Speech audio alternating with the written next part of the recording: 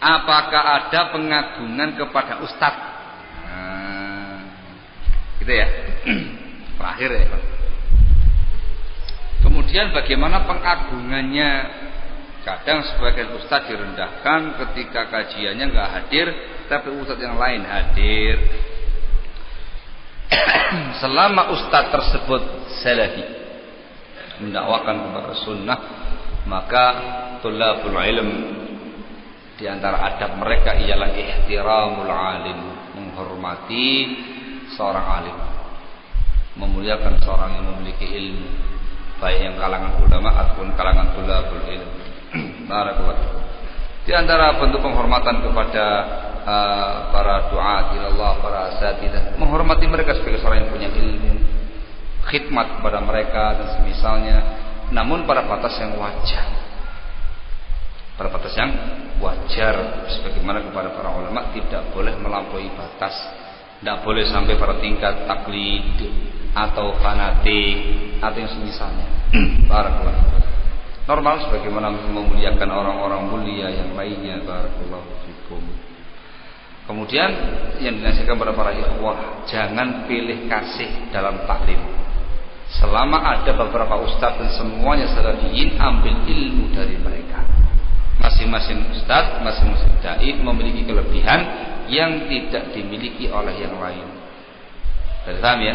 Tidak ada yang sempurna. Ini punya kelebihan ini punya kelebihan ini dan segala macam. Ambil semuanya dari mereka. Barakallahu fikum. Dan yang berikutnya, belajar kepada seorang ustadz itu bukan semata-mata mengambil ilmunya, tapi juga mengambil adabnya, budi pekertinya. Ada kalanya seorang ustadz itu terkait dengan masalah orasinya kurang heboh gitu. Tapi terkait dengan masalah akhlaknya, adabnya dan segala macamnya luar biasa indah. Maka antum tidak semata-mata mengambil ilmunya, ambil ilmu dari beliau dan ambil bagaimana tata keramanya, bagaimana etikanya, bagaimana akhlaknya dan segala macam. Barakallahu fikum. Jadi paham ya? Juga dinasihatkan kepada para ustaz dan para ulama untuk memiliki sikap tawadhu. Sikap tawadhu adalah muhim. Rendah diri, rendah hati. Barakallahu fikum. Walaupun dia termasuk seorang yang dikatakan sebagai dai, sebagai seorang ustaz, orang yang dianggap punya ilmu dan segala macam, bukan kemudian semakin takabur, bukan semakin sombong atau semakin tinggi hati di hadapan para murid-muridnya atau para ikhwah-ikhwah yang lain. Tidak. Tawadhu. Sebagaimana Rasul sallallahu alaihi wasallam tawadhu ya. Di antara bentuk tawadhunya Rasul ialah beliau berkumpul dengan para sahabatnya. Biasa ya. Orang kalau mencari Rasul ketika itu di masjid, kumpul dengan para sahabatnya. Mana yang namanya Muhammad? Orang Badui yang tanya itu. Itu yang tengah-tengah lagi lagi layih-layih tengah-tengah para sahabatnya. Biasa kumpul dengan para sahabatnya, musyawarah dengan para sahabatnya, bergaul dengan mereka, dengan para sahabatnya. Seakan-akan tidak ada jurang pemisah antara seorang dai dengan mad'unya. Walaupun ada batas-batas etika. Barakallahu. Bisa dipahami ya? Barakallahu. Ini yang antum harus pahami baik-baik. Terus bagian biaya kan nanti na'azakumullah, mentang-mentang jadi ustaz, sudah takabir sudah. Ini. Contohnya tinggi hati. Barakallahu. Pokoknya semuanya harus beres. Terima jadi dan segala macamnya. Kalau antum melihat contohnya Rasul sallallahu alaihi wasallam ya ikhwan, dalam berdakwah kepada Allah Subhanahu wa taala, beliau langsung terjun, langsung turun tangan. Ketika pembangunan Masjid Nabawi, ikut bangun. Ketika menggali parit dalam perang Khandaq, ikut gali, ikut angkat batu sampai pasir itu mau memenuhi dadanya beliau. Ketika para sahabatnya mau memecahkan batu nggak kuat, Rasul yang tampil. Sini, pecahkan sama beliau, pecah. Barakallahu. Wah, itu tahu tuh. Jangan kemudian mentang-mentang jadi ustaz gitu. Kali. Siapa? Tuh. Ya, gitu. Nah, gini-gini aja ustaz ya. Allah musta'an. Barakallahu. Tak demikian. Tapi upaya untuk terus mendekat kepada para mad'u, tamam, langsung terlibat dengan mereka. Barakallahu fikum, itu merupakan sikap tawadhu yang sangat mulia, yang sangat-sangat mulia. Dan di antara bentuk ketawadhuan barakallahu fikum ialah, dan itu diupayakan sekuat tenaga, seorang dai, seorang alim berusaha mandiri. Berusaha mandiri. Punya usaha sendiri. Barakallahu fikum. Walaupun kecil-kecilan, berusaha mandiri barakallahu fikum, sehingga tidak menyusahkan banyak pihak. Tidak menyusahkan banyak pihak. Syukur-syukur kalau ustadznya itu yang ngayomi yang lainnya. Seperti contohnya Al-Imam Laits bin Sa'ad.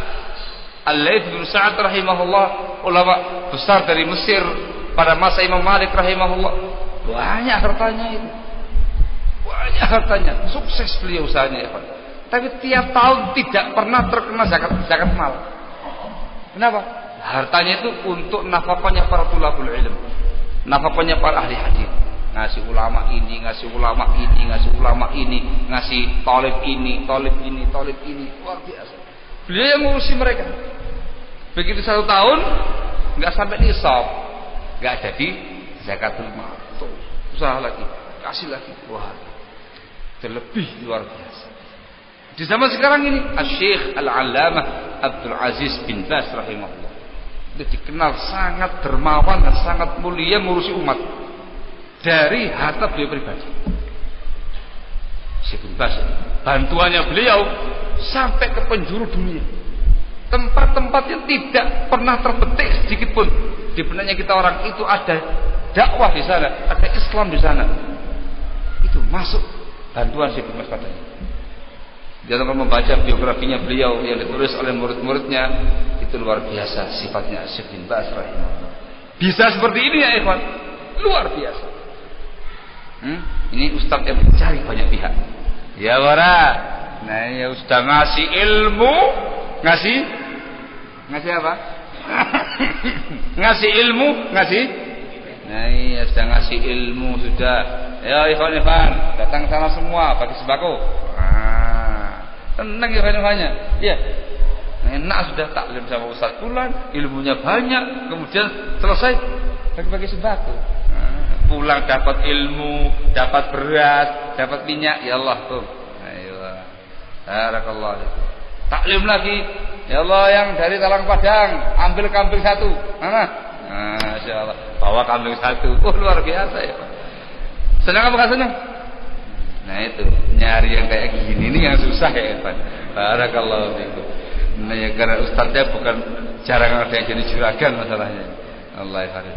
Ala kulli hal, sesama lain itu ada perkara positif yang harus diperhatikan. Dari kalangan para mad'u ada adab etika yang harus diperhatikan. Dari kalangan para dai juga harus ada adab-adab yang harus diperhatikan. Barakallahu fikum. Itu akan semakin memperindah suasana, semakin menyemarakkan dakwah, dan semakin mudah untuk tersebarnya dan diterimanya sebuah dakwah. Barakallahu fikum. Sekali lagi kembali pada aktornya masing-masing, dan semua itu setelah taufik dan hidayah dari Allah Subhanahu wa ta'ala. Barakallahu fikum. Mudah-mudahan apa yang disampaikan bermanfaat. Kurang lebihnya saya mohon maaf sebesar-besarnya, dan mohon maaf banyak sekali pertanyaan yang nggak mungkin dijawab dikarenakan waktu dan juga kemampuan. Wallahu ta'ala a'lam. Subhanaka wa bihamdik, asyhadu an la ilaha illa anta, astaghfiruka wa atubu ilaik. Walhamdulillahi rabbil